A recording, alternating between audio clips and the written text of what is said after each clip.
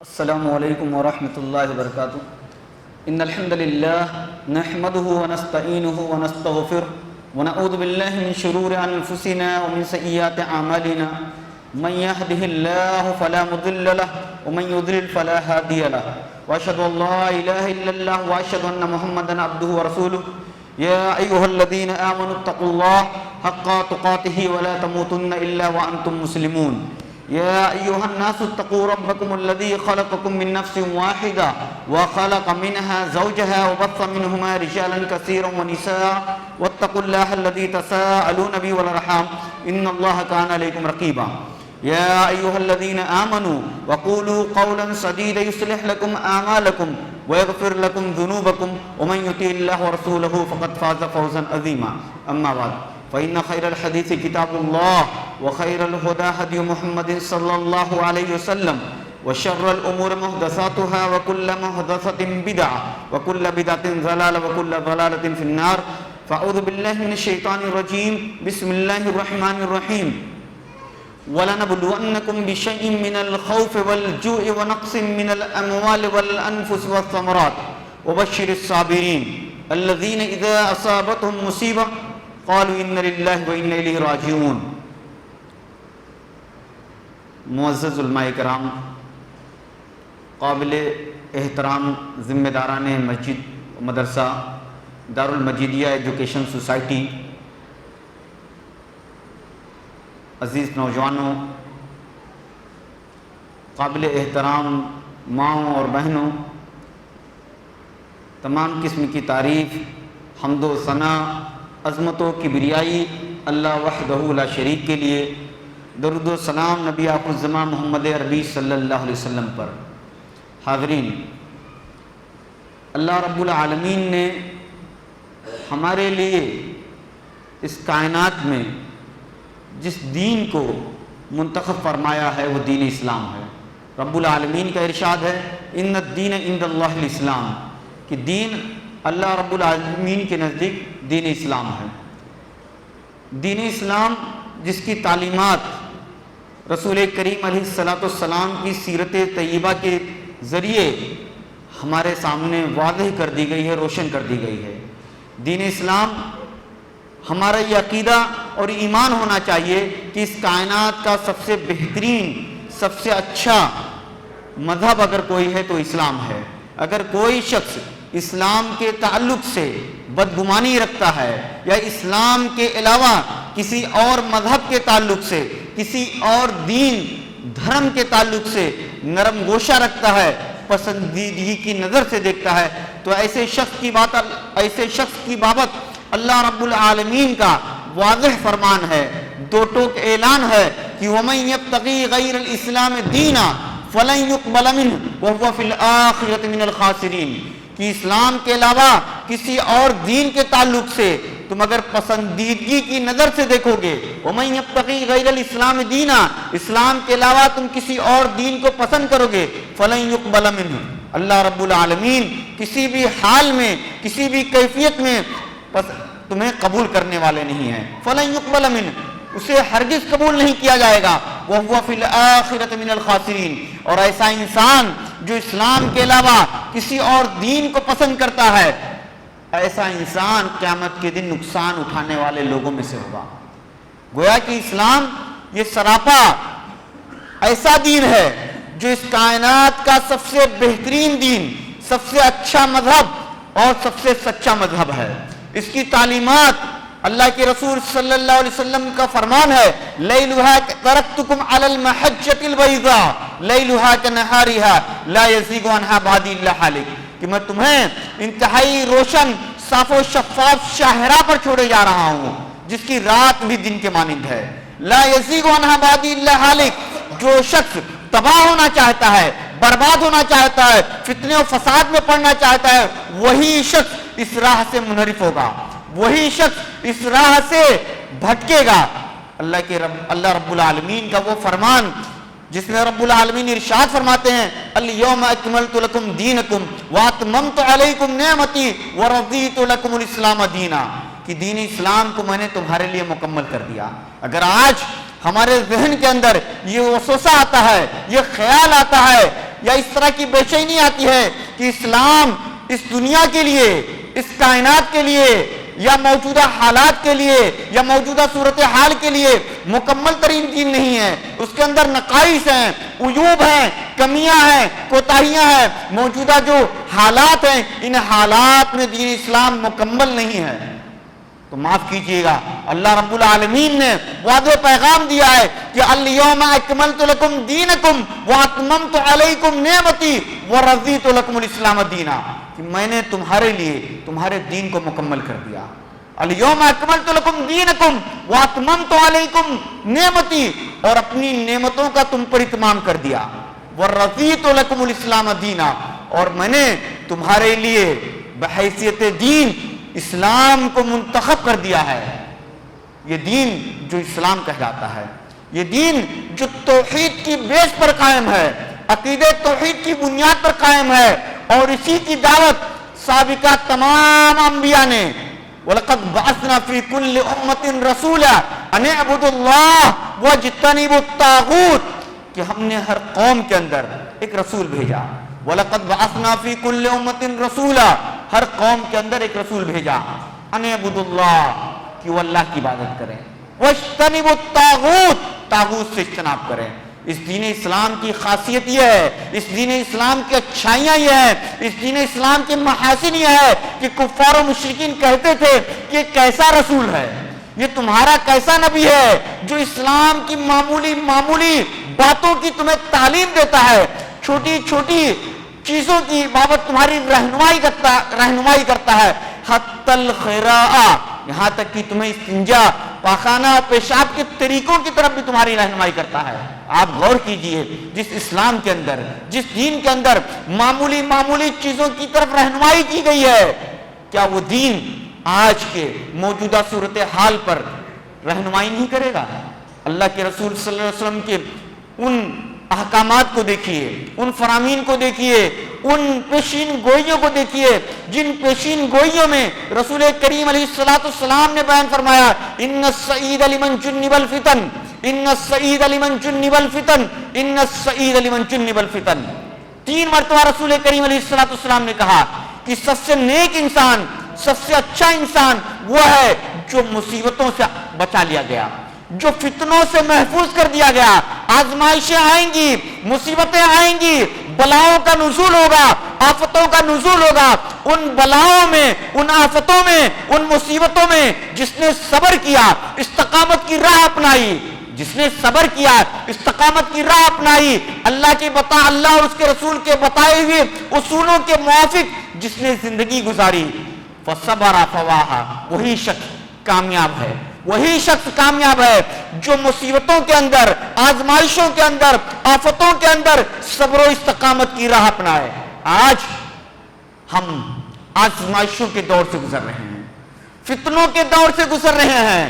فتنے ہیں کہ پے در پہ نازل ہو رہے ہیں، فتنے ہیں کہ پے در پہ نازل ہو رہے ہیں. رسول کریم علیہ السلام بلند ترین چوٹی پہ کھڑے ہیں، بلند ترین چوٹی پہ کھڑے ہیں. رسول کریم علیہ السلام نے کہا ہے انی ارا مواقع الفتن، انی ارا مواقع الفتن، کہ میں فتنوں کو دیکھ رہا ہوں، وہ اسی طرح گر رہے ہیں، وہ اسی طرح نازل ہو رہے ہیں جس طرح بارش کے قطرے جس طرح بارش کے قطروں کا نزول ہوتا ہے، اسی طرح تمہارے گھروں میں فتنوں کا نزول ہو رہا ہے.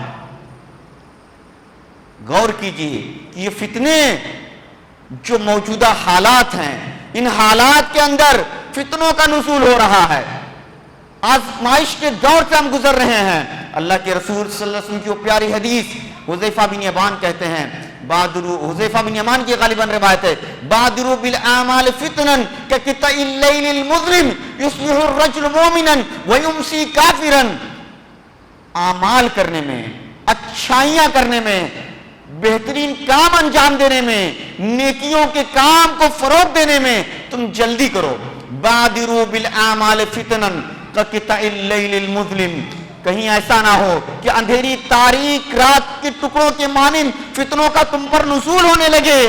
اس فتنوں کے نازل ہونے سے پہلے، آزمائش کے دور کے آنے سے پہلے تم نیکی کے کام میں سبقت کرو، اچھائیوں کے کام کو فروغ دو، نیکی کے کاموں میں بڑھ چڑھ کر شریک ہو جاؤ. بادروا بالاعمال فتنا كقطع الليل المظلم. وہ فتنے جب نازل ہوں گے، وہ فتنے جب آئیں گے تو حالات ایسے ہوں گے یصبح الرجل مؤمنا. انسان صبح کرے گا حالت ایمان میں. صبح جب ہوگی تو حالت ایمان میں ہوگا. انسان صبح جب کرے گا تو ایمان کی حالت میں ہوگا. وَيُمْسِي كَافِرًا. اور شام میں وہ کافر ہو جائے گا. یہ حالات ہوں گے جب فتنوں کا نزول ہوگا. اور اسی فتنوں کے نزول میں شام کی حالت میں وہ کفر کی حالت میں کرے گا، اسلام کی حالت میں کرے گا، اور صبح کفر کی حالت میں کرے گا. کیا کرے گا؟ اپنے دین کو چند پیسوں کی عوض بیچ دے گا. دنیا کی خاطر اپنے دین کو بیچ ڈالے گا. تو محترم سامعین، آج یہ موجودہ دور جو فتنوں کا دور ہے، جو آزمائش کا دور ہے، اس آزمائش کے اندر ہمیں کیسے زندگی گزارنی ہے، ہمیں کون سا طریقہ اپنانا ہے. آج ہمیں شکایت ہے کہ ہم مصائب کے شکار ہیں، مشکلات کے شکار ہیں، پریشانیوں کے شکار ہیں. ان مشکلات کے دور میں، پریشانیوں کے دور میں، آزمائش کے دور میں رسول کریم علیہ السلام کی سیرت طیبہ، نبی کریم علیہ السلام کی پاکیزہ زندگی، نبی کریم علیہ السلام کے حیات طیبہ کے وہ 13 سالہ دور جو مکی زندگی کہلاتے ہیں، کہ نبی کریم علیہ السلام پر جب نبوت کا، رسالت کا دور آتا ہے، اللہ کے رسول صلی اللہ علیہ وسلم پر جب پہلی وحی نازل ہوتی ہے غار حرا میں، جب رسول کریم علیہ السلام پر اقرأ باسم ربک الذی خلق خلق الانسان من علق اقرأ وربک الاکرم، جب یہ آیت کریمہ نازل ہوتی ہے، رسول کریم علیہ السلام پریشانی کی حالت میں، بے چینی کی حالت میں، تکلیف کی حالت میں گھبرائے ہوئے ام المومنین حضرت خدیجہ کے پاس پہنچتے ہیں. حضرت خدیجہ کے پاس جب پہنچتے ہیں پورا ماجرا بیان کرتے ہیں. ام المومنین حضرت خدیجہ کہتی ہیں کلا واللہ لا یخزیک اللہ ابدا، کلا واللہ لا یخزیک اللہ ابدا، ہرگز نہیں، کسی بھی حال میں، کسی بھی کیفیت میں اللہ رب العالمین آپ کو رسوا نہیں کریں گے. جب جبرائیل امین کی شکل میں جبرائیل امین رسول کریم علیہ السلام پر نازل ہوتے ہیں، پریشانی کے عالم میں آتے ہیں، ام المومنین خدیجہ رضی اللہ عنہا تسلی کے کلمات کہتی ہیں کلا، کہ اللہ رب العالمین کسی بھی حال میں آپ کو ضائع نہیں کرے گا. انک لتصل الرحم وتحمل الکل وتکسب المعدوم وتقر الضیف وتعین علی نوائب الحق. آپ کی اچھائیاں، آپ کی صفات، آپ کے خصال اتنے بہترین ہیں کہ آپ صلہ رحمی کرتے ہیں، قرابت داروں کی قرابت داری کا خیال رکھتے ہیں، رشتہ داروں کے حقوق کو ضائع نہیں ہونے دیتے، ان کا پورا پاس و لحاظ کرتے ہیں. انک لتصل الرحم وتحمل الکل، اور آپ دوسروں کے بوجھ کو اٹھاتے ہیں، دوسرے کی پریشانیوں کو آپ دیکھتے ہیں تو اسے اپنے کندھے پر اٹھا لیتے ہیں. وتحمل الکل وتکسب المعدوم، اور آپ غریبوں کا خیال رکھتے ہیں، پریشان حال لوگوں کی پریشانیوں کو ظاہر کرتے ہیں. وتقر الضیف، اور آپ مہمان نوازی کرتے ہیں. آپ کی صفات یہ ہے کہ آپ انتہائی مہمان نواز ہیں، آپ حق بات پر ڈٹ جاتے ہیں. ام المومنین خدیجہ نے اللہ کے رسول کی یہ صفات بیان کی. اس کے بعد جبرائیل امین، اس کے بعد ام المومنین خدیجہ رسول کریم علیہ السلام کو لے کر اپنے چچیرے بھائی ورقہ بن نوفل کے پاس جاتی ہیں. ورقہ بن نوفل جب دیکھتے ہیں، پورا ماجرا جب سنتے ہیں تو کہتے ہیں یہ وہی ناموس ہے جو حضرت موسیٰ کے پاس آیا کرتا تھا.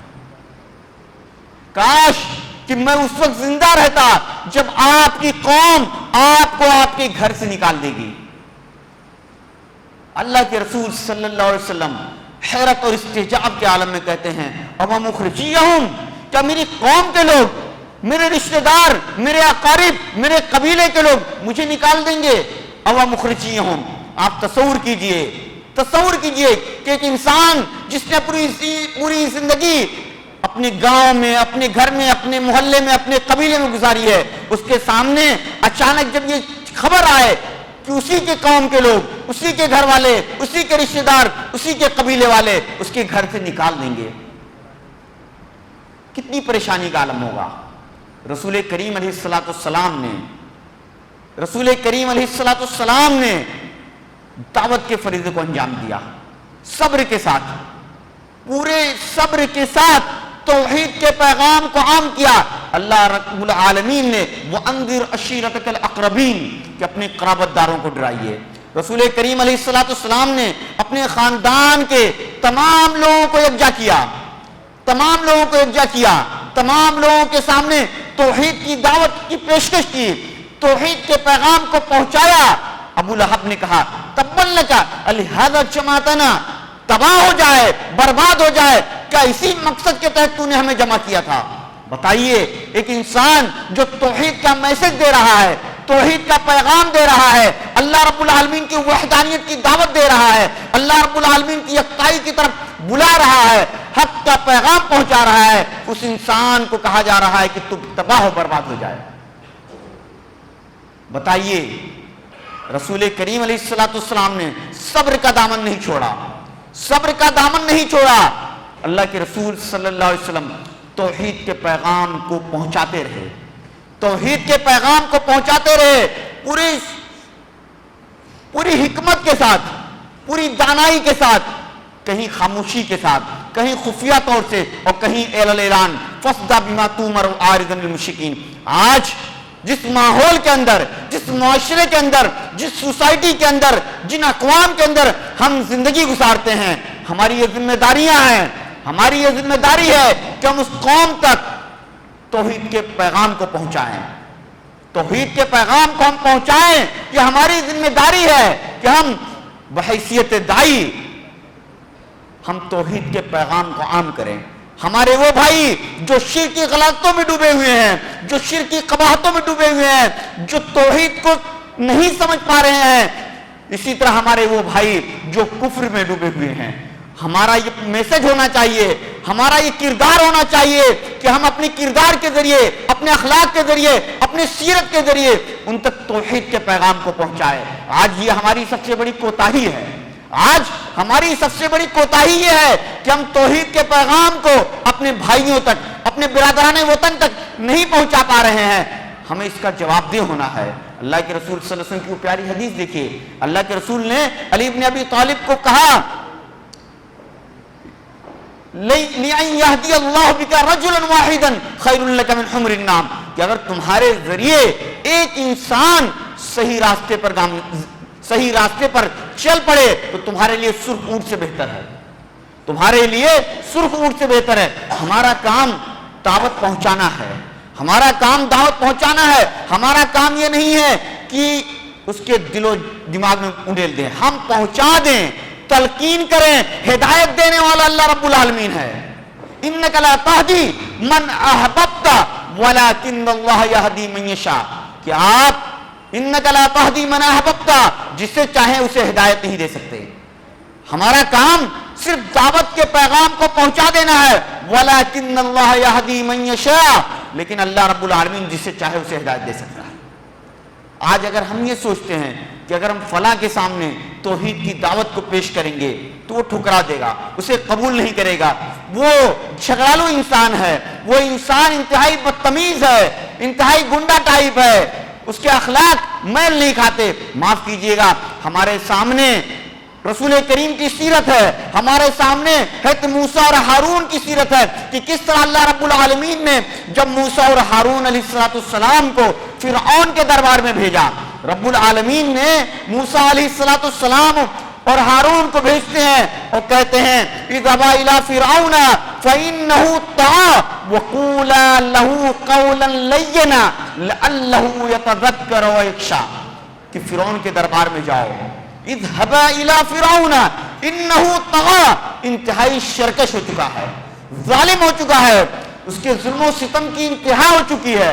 اذهبا الى فرعون فرعون کے پاس جاؤ، ظالم ہو چکا ہے، وَقُولَا لَهُ قَوْلًا لَيِّنًا اور اس سے گفتگو کرو، اس سے گفتگو کرو، تمہاری گفتگو کا انداز نرم انداز ہونا چاہیے، شفقت بھرا انداز ہونا چاہیے، محبت بھرا انداز ہونا چاہیے۔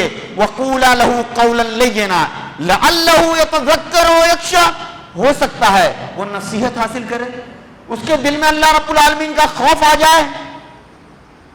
تو ہمارا کام کیا ہے کہ موجودہ حالات کے اندر، اس پرفتن دور کے اندر، اس پرآشوب ماحول میں ہمیں توحید کے میسج کو، توحید کے پیغام کو، اللہ رب العالمین کے حقوق کو غیروں تک پہنچانا چاہیے، انہیں تلقین کرنی چاہیے، انہیں حقوق بتانے چاہیے.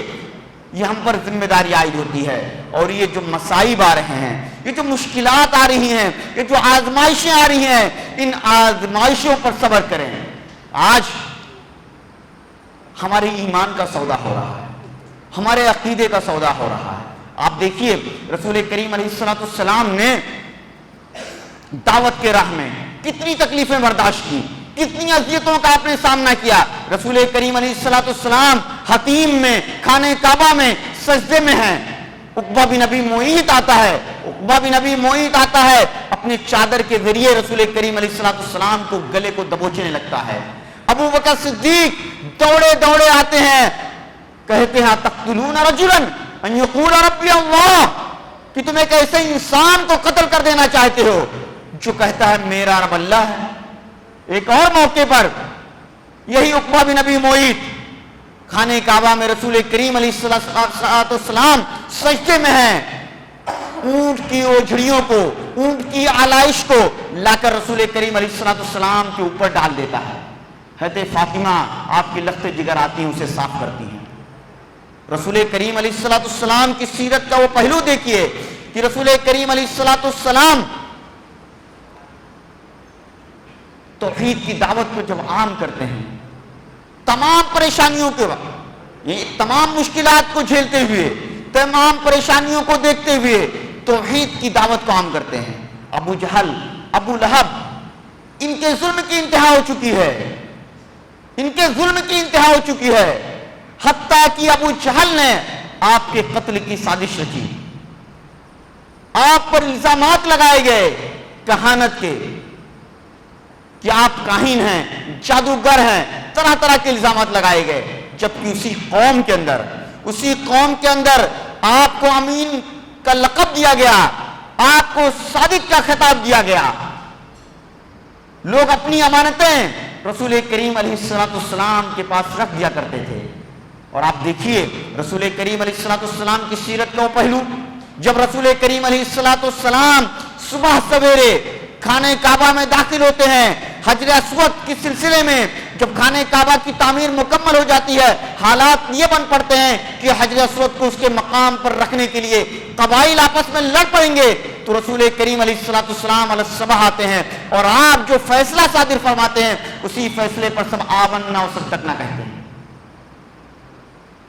لیکن وہی قوم کے لوگ، اسی قوم کے لوگ رسول کریم علیہ السلام کو اتنی اذیتیں دیتے ہیں، اتنی تکلیف دیتے ہیں، ایسے مصائب کا سامنا کرنا پڑتا ہے رسول کریم علیہ السلام کو کہ حالات یہ بن پڑتے ہیں کہ 3 سال تک رسول کریم علیہ السلام اور آپ کے متبعین کو شیب ابی طالب میں محصور کر دیا گیا. شیب ابی طالب میں محصور کر دیا گیا. 3 سال تک رشتہ دار، اقارب، تعلقات سب ختم کر دیے گئے. حتیٰ کہ بچے بلک بلک کر روتے تھے، پتے کھانے پر مجبور کر دیا گیا. آج ہم ایسے دور سے تو نہیں گزر رہے ہیں، آج ہم ایسے دور سے تو نہیں گزر رہے ہیں. بتائیے آج ٹھیک ہے ہندوستان کے یا ملک کے مختلف علاقوں میں مظالم ہیں، مشکلات ہیں، آزمائش ہیں، لیکن ان مشکلات کے اندر، ان آزمائشوں کے اندر ہمیں اپنی ایمان کو، اپنے عقیدے کو ثابت قدم رکھنا ہے، اپنے ایمان کو مضبوط رکھنا ہے. آج جس جمہوری ملک میں رہتے ہیں پوری آزادی ہے، لیکن سیاسی اٹھا پٹک نے، سیاسی حالات نے ہمیں مجبور کر دیا ہے کہ ہم خوف کے سائے میں جیے. لیکن نہیں، اللہ رب العالمین پر آپ کا توکل ہونا چاہیے، اللہ رب العالمین پر آپ کا اعتماد ہونا چاہیے، اللہ رب العالمین پر آپ کا بھروسہ ہونا چاہیے. یہ مشکلات کے دور گزر جائیں گے، یہ مصائب کے دور گزر جائیں گے. پوری آزادی کے ساتھ آپ دعوت کے فریضے کو انجام دیں. جہاں ضرورت ہو خاموشی کے ساتھ، حکمت کے ساتھ، دانائی کے ساتھ آپ توحید کے پیغام کو عام کریں. اللہ رب العالمین کے سامنے خباب بن ارت آتے ہیں. خباب بن ارت آتے ہیں، خباب بن ارت آتے ہیں اور کہتے ہیں شکونا الی رسول اللہ صلی اللہ علیہ وسلم وہو متوسد، اللہ کے رسول صلی اللہ علیہ وسلم کے پاس آتے ہیں، شکایت کرتے ہیں، رسول کریم علیہ السلام اپنی چادر کو تکیہ بنا کر لیٹے ہوئے ہیں خانہ کعبہ کے سائے میں، خانہ کعبہ کے سائے میں لیٹے ہوئے ہیں، کہتے ہیں الا تستنصر لنا، اے اللہ کے رسول آپ ہم سے ہمارے لیے مدد کیوں نہیں طلب کرتے، آپ اللہ رب العالمین سے ہمارے لیے دعا التجا فریاد کیوں نہیں کرتے؟ اللہ کے رسول نے کہا قد کان من قبلکم، تم سے پہلے ایسے لوگ تھے، تم سے پہلے ایسے لوگ گزر چکے ہیں کہ ایک انسان کو پکڑا جاتا تھا، ایک انسان کو پکڑا جاتا تھا، کنواں کھودا جاتا تھا، گڑھا کھودا جاتا تھا، اس گڑھے کے اندر اس انسان کو ڈال دیا جاتا تھا، زمین کے اندر اس انسان کو ڈال دیا جاتا تھا، پھر آری لائی جاتی تھی، لکڑی کاٹنے کے لیے آری آپ نے دیکھی ہے نا، وہ آری لائی جاتی تھی، اس آری کے ذریعے اس انسان کے دو ٹکڑے کر دیے جاتے تھے، لیکن اس انسان کے ایمان میں، اس انسان کے توحید میں کسی قسم کا خلل نہیں آتا تھا، یہ چیز اس کے ہڈیوں کو، اس کے گوشت کو الگ کر دیا جاتا، لیکن ما یسدہ ذالک عن دینہ، یہ تمام آزمائشوں کے باوجود، ان تمام تکلیفوں کے باوجود اس انسان کو اس کے دین سے کوئی چیز موڑ نہیں سکتی تھی، یہ ایمان کی حلاوت تھی، یہ ایمان کی حلاوت تھی۔ اللہ کے رسول کی حدیث ذاق طعم الایمان، اس نے ایمان کا مزہ چکھ لیا، من رضی باللہ ربا وبالاسلام دینا وبمحمد رسولا، ایمان کا مزہ اس انسان نے چکھ لیا جس نے اللہ رب العالمین کو اپنا رب تسلیم کر لیا، وبالاسلام دینا، اور اسلام کو دین تسلیم کر لیا، اور محمد صلی اللہ علیہ وسلم کو اپنا رسول۔ ایک انسان جب حقیقی معنوں میں اللہ اور اس کے رسول کے حقوق کو سمجھ لے گا، اللہ اور اس کے رسول کی محبت اس کے دل میں جاں گزی ہو جائے گی، پیوست ہو جائے گی، بیٹھ جائے گی، تو یہ دنیا کی آزمائشیں، یہ دنیا کی تکالیف، یہ دنیا کے مصائب، یہ دنیا کی مشکلات سب معمولی ہیں، سب کمتر ہیں، کچھ بھی نہیں ہے۔ آپ دیکھیے وہ کون سی ایمان کی حلاوت تھی، وہ کون سی ایمان کی چاشنی تھی کہ ابو مصعب بن عمیر کو ان کی والدہ اسلام لانے کی پاداش میں بھوکے رکھتی تھی، کھانے کے لیے کچھ نہیں دیتی تھی، حتیٰ کہ ان کا جسم ایک دم کمزور ہو گیا۔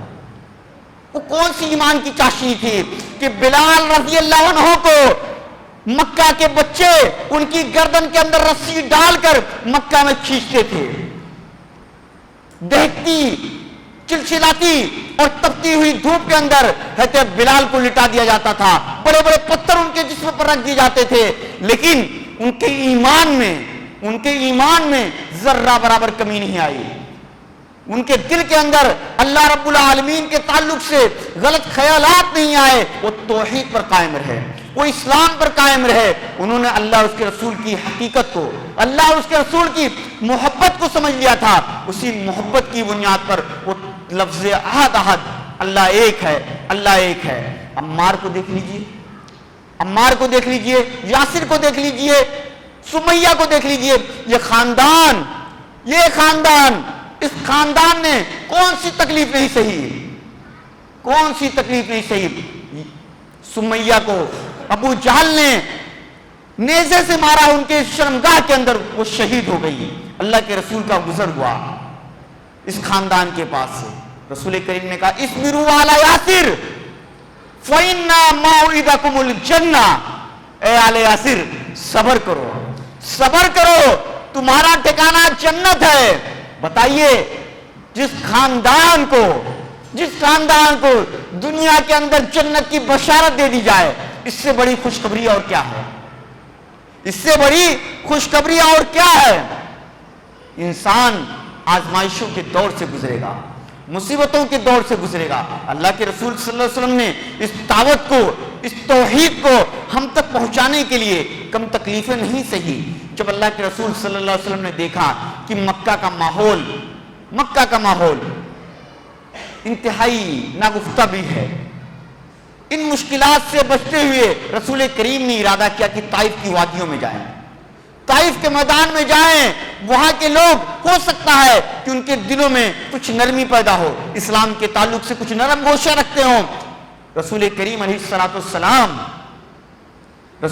علیہ السلام طائف کی وادیوں میں جاتے ہیں اسلام کی دعوت کو عام کرنے کے لیے، اسلام کے میسج کو پہنچانے کے لیے، لیکن وہاں کے اوباشوں نے رسول کریم علیہ السلام کو اتنی تکلیفیں دی، اتنے پتھر مارے کہ رسول کریم علیہ السلام کے پاؤں سے خون بہ بہ کر آپ کے جوتوں میں جم گیا۔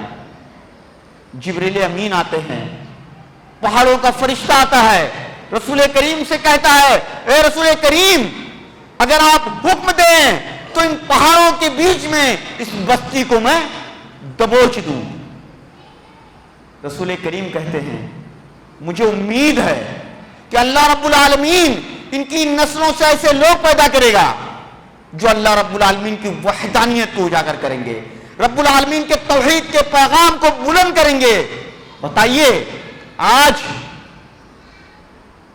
ہم نے دعوت کے فریضے کو انجام دیا، توحید کا پیغام پہنچایا، آج معمولی سی ظلم پر، معمولی سے تکلیف پر ہم سہم اٹھتے ہیں۔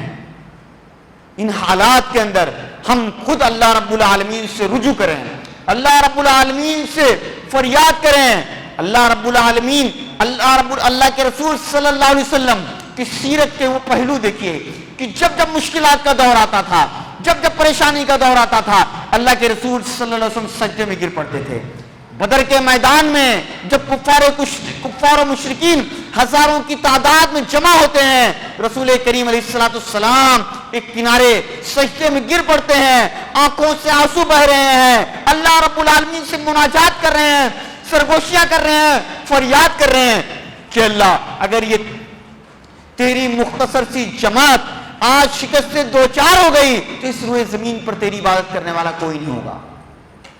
احد کے میدان میں دیکھیے کہ رسول کریم علیہ السلام کو اتنی تکلیفیں پہنچائی گئیں، آپ کے دندان مبارک شہید ہو گئے، آپ کی پیشانی پر چوٹ آیا، طرح طرح کی اذیتوں سے آپ کا سامنا ہوا، لیکن اللہ کے رسول صلی اللہ علیہ وسلم صبر و استقامت کے ساتھ کھڑے رہے۔ ان الذین قالوا ربنا اللہ ثم استقاموا تتنزل علیہم الملائکہ اللہ تخافوا ولا تحزنوا وابشروا بالجنۃ التي کنتم توعدون، کہ جن لوگوں نے کہا ہمارا پروردگار اللہ ہے، جن لوگوں نے کہا ہمارا پروردگار اللہ ہے، ثم استقاموا پھر اسی پر ثابت قدم رہے، ان کا توکل اللہ پر رہا، ان کا بھروسہ اللہ پر رہا، تتنزل علیہم الملائکہ فرشتوں کا نزول ہوتا ہے ایسے لوگوں پر، اللہ تخافوا تم خوف کے سائے میں زندگی نہ گزارو، تم رنج و عالم میں مبتلا نہ رہو، اللہ تخافوا ولا تحزنوا وابشروا بالجنۃ التي کنتم توعدون،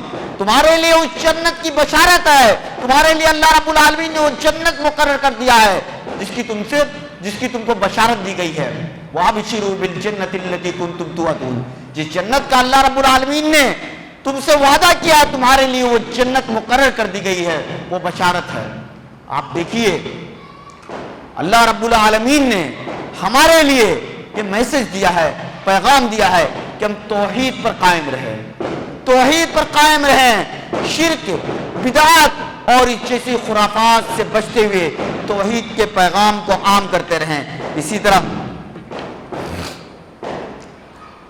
رسول کریم علیہ السلام کی سیرت کے اندر، رسول کریم علیہ السلام کی سیرت کے اندر ہمیں یہ چیز ملتی ہے کہ رسول کریم علیہ السلام مصائب میں، مشکلات میں ہمیشہ اللہ رب العالمین سے التجا کے کرتے تھے، فَاسْتَعِينُوا بِالصَّبْرِ وَالصَّلَاةِ، صبر کے ذریعے، نماز کے ذریعے اللہ رب العالمین سے مدد طلب کریں۔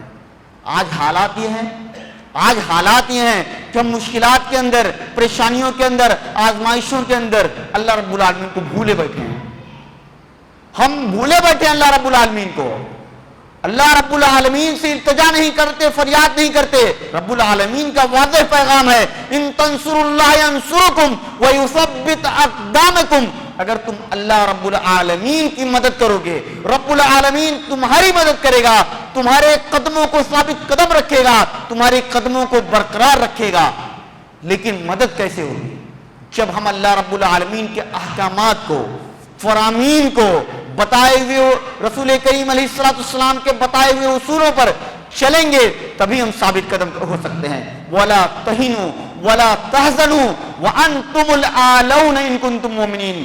تم کمزور نہ پڑو, تم رنج و غم میں نہ مبتلا ہو, تم ہی سربلند رہو گے. ان کنتم مومنین, اگر تم حقیقی معنوں میں مومن بن کر رہے. آج سب سے بڑی کمی یہ ہے کہ ہمارے ایمان کے اندر, ہمارے عقیدے کے اندر, ہمارے منہج کے اندر, ہماری عبادتوں کے اندر وہ خلوص نہیں, وہ للہیت نہیں, وہ تقوی نہیں, وہ خوف نہیں, وہ ڈر نہیں جو مطلوب ہے, جو حقیقی معنوں میں رب العالمین کو مطلوب ہے. ہمارے دلوں میں وہ چیز نہیں. اللہ رب العالمین سے دعا کرنی چاہیے رات کی تنہائیوں میں. فرائض کا اہتمام تو ہونا ہی چاہیے. فرائض جو 5 وقتہ نمازیں ہیں, جو حقوق ہیں, ان حقوق کی پاسداری ہونی ہی چاہیے. لیکن رات کی تنہائیوں میں اٹھ کر اللہ رب العالمین سے مناجات کرنی چاہیے, سرگوشیاں کرنی چاہیے, اپنی تکالیف بیان کر کے اس سے مدد اور التجا کرنی چاہیے. ہمارا یہ شیوا ہونا چاہیے, ہمارا یہ طریقہ ہونا چاہیے. اور ان حالات کے اندر, ان آزمائش کے دور کے اندر کہ جہاں پر ہم مختلف قسم کے فتنوں سے گزر رہے ہیں, مختلف قسم کی آزمائشوں سے گزر رہے ہیں, وہیں پر حذیفہ بن یمان کی وہ حدیث ہمارے پیش نظر رہنی چاہیے کہ کان الناس یسألون رسول اللہ صلی اللہ علیہ وسلم عن الخیر وکنت اسألہ عن الشر مخافۃ ان یدرکنی. کہ رسول کریم علیہ السلام سے لوگ اچھائیوں کی بابت سوال کیا کرتے تھے, نیکیوں کی بابت سوال کرتے تھے کہ وہ کون سے اعمال ہیں, وہ کون سی چیزیں ہیں جن سے ثواب ملے گا. لیکن میں سوال کیا کرتا تھا, میں دریافت کیا کرتا تھا برائیوں کی بابت, شر کی بابت. کہیں ایسا نہ ہو کہ مجھے معلوم نہ ہو برائی کیا ہے, شر کیا ہے, اور میں اس کی لپیٹ میں آ جاؤں. لہذا آج کے دور کے اندر جہاں ہمارا یہ ایمان ہونا چاہیے, عقیدہ ہونا چاہیے کہ توحید کیا ہے, وہیں ہمیں اس چیز کی بھی خبر ہونی چاہیے کہ شرک وہ اعمال کون سے ہیں, وہ افعال کون سے ہیں جو شرک کے زمرے میں آتے ہیں. اسی طرح وہ شریعت مخالف چیزیں کیا ہے جو بدعت کے زمرے میں آتی ہیں, یا اسی طرح وہ چیزیں کون سی ہیں, وہ اعمال کون سے ہیں جو ہمیں کفر کے درجے پر فائز کرتی ہیں, جو ہمیں اسلام سے خارج کر دینے والے امور ہیں. اللہ رب العالمین ہمیں توفیق دے کہ ہم خود بھی اسلام کو سمجھیں, خود بھی دین اسلام کو سمجھیں, فرائض پر عمل پیرا ہوں, اور ہمیں توفیق دے کہ ہم اپنے گھروں کے اندر, اپنی ماں بہنوں بیٹیوں کے اندر اسلام کی تعلیمات کو عام کریں. اور آج اس پرفتن دور کے اندر سب سے زیادہ, سب سے بنیادی چیز یہ ہے کہ ہم اپنے بچوں اور بچیوں کی دین اسلام کی روشنی میں تربیت کر سکیں, اپنے بچوں اور بچیوں کی پاک دامنی کی حفاظت کر سکیں, انہیں بتلا سکیں کہ عفت و عصمت کیا ہے, پاک دامنی کیا ہے, حیا کیا ہے. اسی طرح آج موجودہ دور کے اندر جس طرح سے مسلم بچیوں کو ٹارگٹ کیا جا رہا ہے مختلف ہندو تنظیموں کی بیس پر, ہم اس صورتحال کے اندر اپنے بچیوں کو سامنے پوری صورتحال رکھیں کہ آج تم ٹارگٹ بنائی جا رہی ہو, کلم کھلا ٹارگٹ بنائی جا رہی ہو, تمہارے عفت و عصمت کے ساتھ کھلواڑ کرنے کی پوری سازش رچی جا رہی ہے. ایسی صورتحال میں ہمیں اپنے بچیوں کو پردے کی تعلیم دینی چاہیے, عفت و عصمت کی تعلیم دینی چاہیے, پردے پر آمادہ کرنا چاہیے. اور ہمارے گھروں کے اندر یہ جو ٹی وی, موبائل, انٹرنیٹ, اس طرح کی جو وبائیں عام ہو گئی ہے, اگر ضروری ہے تو اس پر نگرانی رہنی چاہیے. آج جو بیماریاں, جو بے حیائیاں, جو فحاشیت, عریانیت جو ہمارے سماج میں آ رہی ہے, اسی موبائل کی دین ہے. اسی موبائل نے گھروں کو تباہ کر دیا ہے. اللہ رب العالمین ہمیں توفیق دے کہ ہم سمجھ سکیں کہ ہمارے گھروں میں فتنے کہاں سے آ رہے ہیں. اللہ رب العالمین ہمیں توفیق دے کہ جو فتنوں کے راستے ہیں ان فتنوں پر ہم قدغن لگا سکیں, ان راستوں کو ہم بند کر سکیں. اے اللہ ہمیں توحید پر قائم رکھ, ایمان پر قائم رکھ. اے اللہ ہمیں آزمائشوں سے محفوظ رکھ. اے اللہ ہمیں صبر کی توفیق عطا فرما. اے اللہ ہمیں خیر کی توفیق عطا فرما. آمین. وآخر دعوانا الحمدللہ رب العالمین.